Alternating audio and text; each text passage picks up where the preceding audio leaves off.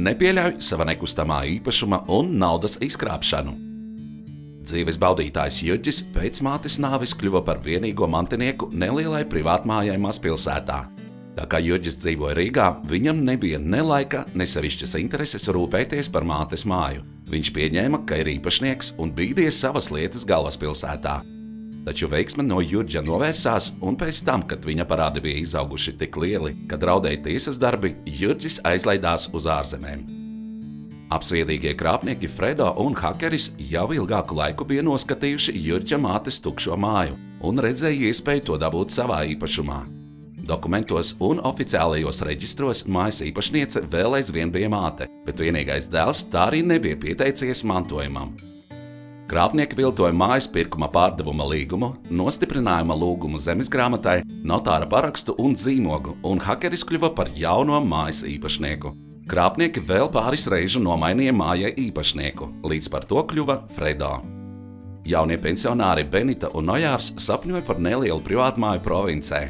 Pētot nekustamo īpašumu pārdošanas portālus, Benita atrada kārdinošu piedāvājumu. Pensionāru pāris nolēma pārdot dzīvokli Rīgā, nopirkt māju un atlikušo naudiņu pataupīt mierīgām vecumdienām. Kad Benita un Nojārs satikās ar Fredo, viņš laipni piedāvāja parūpēties par juridisko pakalpojumu izmaksām un visu dokumentu sagatavošanu. Pensionāru pārim vajadzēja tikai izdot pilnvaru un skaidrā naudā samaksāt daļu no mājas cenas. Benita un Nojārs priecājās, ka Fredo ir atsaucīgs un zinošs, kā arī uzņemas viņiem nesaprotamos darbus un vēl apsolās atrast pircēju viņu Rīgas dzīvoklim. Hakeris pensionāru pāra Rīgas dzīvoklim ātri vien atrada pircēju – Anci Stabulīti. Visi darījumi varēja notikt. Fredo, taupīsim naudu uz valsts rēķina. Līgumā norādīsim mazāku summu nekā maksā dzīvoklis, lai jums, Benita un Nojāra, nebūtu jāmaksā tik lieli nodokļi par nekustamā īpašuma pārdošanu, bet Stabulīša kungam būs mazākas zemesgrāmatu nodevas. Samazināto darījumu summu pārskaitīsim uz kontiem, bet samaksas starpību samaksāsim skaidrā naudā. Izklausās taču labi, vai ne? Priecīgi, ka ietaupīs naudu, visi parakstīja Fredo sagatavoto pirkuma pārdevuma līgumu par Rīgas dzīvokli. Pirkuma maksas starpību Ancis Stabulītis skaidrā naudā samaksāja Fredo, ko viņš apsolījās vēlāk nodot Benitai un Nojāram. Otru lauku mājas pirkuma līgumu parakstīja pensionāru pāris un Fredo. Lai darījums izskatītos tīrs, Fredo atgādināja, ka naudu par mājas pirkšanu labāk skaitīt no summas, kas ieņemta par Rīgas dzīvokļa pārdošanu. Urā! Sapnis bija piepildījies.